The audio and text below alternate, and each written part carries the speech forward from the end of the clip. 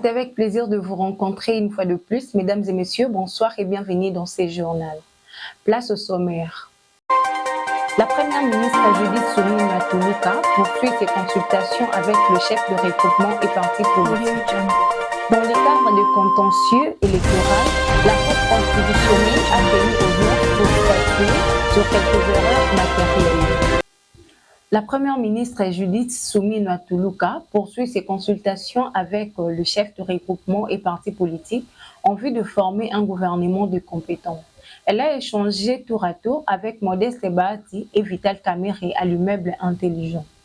Le critère pour faire partie du gouvernement, le poids politique, géopolitique, genre et compétences, et la taille du gouvernement ont été au cœur de discussions entre la nouvelle première ministre et le chef de regroupement et parti politique. Suivez les propos recueillis de Jordine Tsoumi. Comme vous le savez, Son Excellence Judith Suminwa, première ministre, a tenu à nous recevoir, nous, regroupement AFDC-AU, dans le cadre de la composition du nouveau gouvernement. Ce n'est donc pas un secret, nous avons parlé des critères pour faire partie du gouvernement. Et les critères sont notamment le poids politique, la géopolitique, le genre, la compétence. Les autres critères sont additionnels, mais essentiellement les quatre. Et donc nous avons pris bonne note que nous allons faire des suggestions en termes de postes ministériels, mais également des profils qui répondent à nos exigences, disons, à nos ambitions. Ainsi donc, nous pensons que dans les meilleurs délais, le gouvernement pourra être constitué et la Première ministre a insisté sur le fait qu'on doit réduire le train de vie des institutions. Nous sommes d'accord avec elle et c'est pour cette raison que la taille du gouvernement sera réduite et elle a beaucoup insisté sur l'exécution parfaite du budget, surtout le budget d'investissement, pour que nous puissions espérer une croissance économique. Voilà, c'était autour de ces questions-là que nous nous sommes rencontrés, la délégation qui m'accompagne moi-même avec Son Excellence Madame la Première ministre. Nous sommes venus de parler du maire de l'autre, mais vous savez que chez nous urge, parce que vous avez un bon rapport à cette population qui attend beaucoup de vous en termes de leader. Je suis conscient qu'il faut qu'on aille vite, mais nous, au niveau de l'AFDC, nous sommes bien organisés. Même si aujourd'hui, on nous demandait de déposer nos dossiers, nous allons le faire. En tout cas, nous serons parmi les premiers à déposer nos dossiers. Vous pouvez être sûr. Nous avons le privilège d'être le deuxième regroupement à être reçu par Son Excellence Madame la Première ministre. Et nous sommes sortis de cette audience satisfaits. La formation du gouvernement, c'est une gymnastique arithmétique, mais qui tient compte aussi d'un certain nombre de critères, de compétences, de probité morale, de représentation géopolitique, des critères hommes-femmes. Et tout ce que nous voulons aussi, c'est que nous soyons les premiers à amener effectivement la diminution du train de vie des politiciens ou des autorités de l'État. Oui, la question du temps, d'abord je dois dire que ce n'est pas la faute de Madame la Première ministre. Et de deux, il ne faut pas confondre les choses. La République démocratique du Congo, ce n'est pas le Sénégal. C'est 2 345 000 km², c'est 100 millions d'habitants. Il faut prendre le temps nécessaire pour bien faire les choses. Mais en même temps, nous devons fustiger le fait qu'il y a des choses qui auraient pu être réalisées dans un laps de temps très court. Mais en ce qui concerne Madame la Première ministre, moi j'estime qu'elle a été nommée le 1er avril. Aujourd'hui, nous sommes le 15. Elle a déjà fait les pré-consultations avec le présidium, dont moi-même. Mais aujourd'hui, elle est au deuxième regroupement et elle continue son travail. Elle va terminer, si le calendrier qui nous a été communiqué est respecté, le 19. Donc il n'y a pas péril à la demeure. Nous devons d'abord nous faire violence, nous, les politiciens. Pour une fois, acceptons que ce que nous faisons n'est pas le partage du pouvoir, mais des responsabilités. Et ceux qui auront la chance d'être nommés qu'ils ne fêtent pas, qu'ils réfléchissent sur la manière de répondre aux défis énormes dans un pays en guerre. C'est le premier défi. Le deuxième défi, qui est aussi une guerre qui ne dit pas son nom, c'est la pauvreté. La lutte contre la pauvreté, et il n'y a pas 36 solutions. Il faut relancer l'agriculture avec tout ce qui va avec, c'est-à-dire les routes, l'énergie, l'eau, etc., création d'emplois. Donc il y a espoir, tant que notre pays n'a pas été volé, notre terre nous appartient, notre sous-sol nous appartient. Nous sommes l'un des pays, en tout cas, bénis de l'humanité, avec la deuxième forêt du monde. Nous participons à empêcher que la planète implose. Et pour cela, nous devons mener une politique au niveau de l'environnement qui puisse remettre la République démocratique du Congo dans ses droits. Les terres, aujourd'hui, on parle d'1 milliard de gens qui sont malnutris, le déficit alimentaire mondial. Mais la RDC, ces terres cultivées produisent 2 milliards pour nourrir les individus, 2 milliards d'individus. Quel gâchis! Et donc le monde, au lieu d'agresser la République démocratique du Congo, devait le protéger comme un joyau de l'humanité, l'espoir de l'humanité. Puisque Inga, lui seul, c'est toute l'Afrique qui est industrialisée et une partie de l'Asie du Sud-Est. Si nous prenons les minéraux stratégiques, vous parlez, on fait des conférences sur la République démocratique et sur le changement climatique, sur la voiture électrique. Mais cette batterie, les minéraux, les composantes, c'est où? C'est la République démocratique du Congo, le lithium, le cuivre, le cobalt et consorts. Et donc, nous-mêmes devons être conscients que nous sommes riches, mais que nous avons une certaine désorganisation, une façon de fuir nos responsabilités qui ne nous honore pas. Nous, les politiciens d'abord. Parce que le peuple, lui, il est prêt. Mais le mot d'ordre, pour le moment, c'est tous les Congolais unis pour mettre fin à la guerre. Accompagner les FARDC, mettre fin à la guerre, trouver toutes les voies et moyens pour mettre fin à cette guerre, puisque ça compromet énormément le travail de développement et les ambitions affichées par le président de la République, qui seront traduits en action par Madame la Première ministre chef du gouvernement. Voilà ce que je peux dire. Dans le cadre du contentieux électoral, la Cour constitutionnelle a tenu audience pour statuer sur quelques erreurs matérielles dont les requêtes ont été introduites par le requérant. Selon la Haute Cour, seules 16 de 134 requêtes ont reçu un avis favorable du ministère public.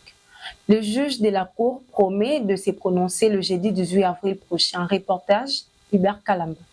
Seulement 16 dossiers sur 134 jugés recevables et fondés au cours d'une audience organisée par la Cour constitutionnelle. Dans le cadre du contentieux électoral, la Haute Cour ayant statué sur quelques erreurs matérielles dont les requêtes ont été introduites par les requérants promet de se prononcer ce jeudi 18 avril 2024. D'après la Cour, seules 16 des 134 requêtes ont été reçues avec un avis du ministère public. À Kinshasa, Funa, le ministère public demande à la Cour de déclarer définitivement Eli Kuna Mudikolele en lieu et place de Taylor Lubanga, de l'UDPS. À Lukunga, Kennedy Katasi Kiala en défaveur de Van Kabundi Walesa. Au Sud Kivu, Serge Bahati au détriment de Claude Nyambungabo. À Moanda, au Congo central, Roberto Miondo en faveur de Moderon Timba. La Cour promet de donner son verdict ce jeudi 18 avril prochain. Rappelons que ces députés précités, leurs mandats ont été validés par la Cour constitutionnelle et l'Assemblée nationale et y siégeaient déjà. Encadrés pendant 10 ans, 1600 ex-Kuluna, désormais brevetés et salariés, ont quitté samedi 13 avril le centre d'encadrement et d'instruction Félix-Antoine Tshisekedi, situé au territoire de Kanyama, dans la province de Olomami, à destination de Lubumbashi, Bujimaï, Kananga et Kinshasa. Pour leur mise en service, ces civiques d'hier, devenus bâtisseurs de la nation aujourd'hui, ont notamment appris le métier de menuiserie, mécanique auto et la maçonnerie, a indiqué le commandant du service national, le général-major Jean-Pierre Kassongo-Kabwik, lors de la cérémonie de remise de brevets. Ceux qui ont quitté le centre samedi 13 avril seront remplacés dans le tout prochain jour. Images et commentaires. Et seuls qui sont derrière moi sont les enfants qui autrefois étaient appelés Kuluna, qui étaient partis à Kanyamakase, c'est pour une formation, qui l'ont parachevé et qui aujourd'hui reviennent à Kinshasa où ils ont trouvé leur affectation afin de s'adonner aux différents travaux que le service national a prévus dans cette ville de Kinshasa. Nous allons avoir 2 bataillons qui vont arriver, c'est-à-dire 1200 bâtisseurs qui arrivent à Kinshasa. L'avion vient de faire sa première rotation. Comme vous le savez, ils ont fait Kanyama, c'est jusqu'à Moneditu par train, avec le train du service national, et de Moneditu à Mbujimaï par route, de Mbujimaï jusqu'ici par avion. Et donc d'ici mardi, l'ensemble des 2 bataillons pourra être sur place ici à Kinshasa. D'ici, ils vont dans leur cantonnement qui est encelé. Encelé d'ailleurs sur place, nous avons déjà préparé un grand atelier de menuiserie que vous allez découvrir et ils vont fabriquer demain, sur instruction du président de la République, commandant suprême, nous allons pouvoir équiper toutes nos écoles avec le banc fabriqué par ces jeunes gens. Et une deuxième partie qui a été formée en construction, parmi eux il y a des maçons, il y a des ferrailleurs, il y a des peintres, il y a des électriciens. Eh bien, d'ici quelques jours, le commandant suprême, le président de la République, va lancer les travaux de la modernisation de la maternité de Kitambo, puis par après de l'hôpital de référence de Kitambo. Les motards ont manifesté dans tous les Mbanzangungu pour s'opposer à la taxe de 500 francs qu'on leur impose par les administrateurs de cette localité. Ces derniers exigent de savoir à quoi sert cette taxe qu'ils sont obligés de payer chaque jour. Ils s'interrogent également sur quelle loi de la République autorise le maître volontaire d'arrêter les motards et leur fait payer des amendes. Ils invitent les autorités de trouver une solution. Propos recueillis par notre correspondant du Congo central. Le problème est que nous réclamons à notre territoire, ils ont tracassé comme trop. On a eu de l'amour de vendre, on a que la biso, j'étais quittant 500 francs. Toujours tout n'a pas conduit, j'étais toujours sombre, importance n'a pas ils ont bénéfice na biso ba motocycliste eza nini ba répondre à biso. En plus makambo ba moteur ba komo ko ba mettre volontaire ba komo ko na ba moteur ko beta bango ba matraque ko futa bango amende na ba bureau na bango ba bureau ezate ba vandi so ba kangi moteur ba futi amende donc to na to ba biso éclaircissement ya quittance de so ma intérêt na biso za la nini bénéfice à moteur on fait chaque jour 500 na so ba bénéficier nini ba éclaircissement na la pesi biso réponse ya bien te ya to za a pesa biso réponse ya bien beau biso na banda na ba moteur de so to yoka bango importance ya biso to bénéfice na biso ba motocycliste to chaque jour dans to futa 500 francs na suka bénéfice biso za la nini dete bazo sala bongo baza na bureau te baza na bureau na bango ba bengisa biso importance ya quittance wana dete biso moteur to na parking te moteur futa quittance wana na parking biso moteur to na parking te l'état tele biso parking atela ba moteur na électricien 5 millions to bi ngati ngana le baka na kopesa na kota na pesa na auto bato bandimaka bakota pesa ba moto la place sa copie ya moto akodi siko na koto ya taxi quittance wana na autorité et na poche nani jiwa na kamek na tuni moto na ya dam na bi eza mabete za bon qualité fena futa siko bongo na intérêt na ngeza nini moto na bato ba futa quittance ya parti na ba lobi boye ke mbongo na 20% kota na l'état 20% et kota na bato ya maître volontaire ya dam 1% eza ya biso ba motard so 1% les 100 francs so biso na oye ba mona yeko tuna ndeni alobi te ke soko zu problème aux accident ya ma koya a pour soutenir na moso eza le système là pour traverser par le ça qui mourir. Denise Mukendi Dissochoyi, candidate indépendante aux élections de gouverneur et vice-gouverneur de province, est arrivée à Kananga, chef-lieu de la province du Kasaï central, lundi 15 avril 2024, en provenance du Grand Katanga. Cette influenceuse a été accueillie à l'aéroport de Lungandu par de milliers de personnes, entre autres le membre de sa fondation, les autorités coutumières, le membre d'honneur et ses équipes, et autres couches de la population. La candidate au poste de gouverneur du Kasaï central, son combat est de pérenniser la vision du chef de l'État, Félix Tshisekedi, qui prône la bonne gouvernance pour le bien-être social de la population. Suivez les propos recueillis de Pascal Chibwabwa depuis Kananga. Vous savez, les députés, on peut les déplacer comme vous le dites. C'est le cœur du député qui va dans l'urne. Je vous avais dit la dernière fois quand je suis venu, j'avais rencontré 20 députés qui avaient accepté de m'accompagner. Je ne pouvais pas revenir si je n'avais pas l'assurance de ces députés. Et vous les verrez dans l'urne. L'urne va parler. C'est ça qui est essentiel. Parce que nous sommes beaucoup de candidats. Qu'ont-ils fait? Qu'ont-elles fait? C'est ça la question que les grands électeurs vont se poser à travers les électeurs qui les sont envoyés au niveau de l'Assemblée provinciale. On ne va pas se leurrer. Denis Sochoa, c'est la présidente des 4 équipes. Une équipe, ce n'est pas peu de choses. Denis Sochoa a une fondation qui œuvre dans beaucoup de choses. Denis Sochoa, c'est la prise en charge des lauréats, la matière grise de notre province. Denis Sochoa, c'est la santé maternelle.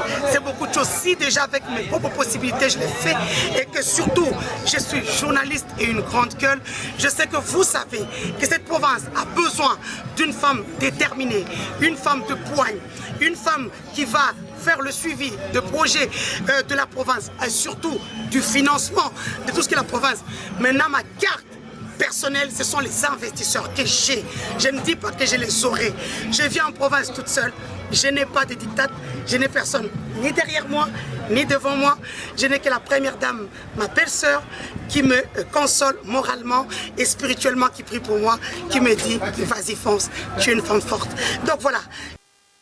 Nous sommes arrivés à la fin de notre édition. Voici le rappel de titre. La première ministre Judith Suminwa Tuluka poursuit ses consultations avec le chef de regroupement et partis politiques. Dans les cadres de contentieux électoral, la Cour constitutionnelle a tenu audience pour statuer sur quelques erreurs matérielles. Mesdames et messieurs, nous sommes arrivés à la fin de notre édition. Merci de nous avoir suivis et merci à la régie.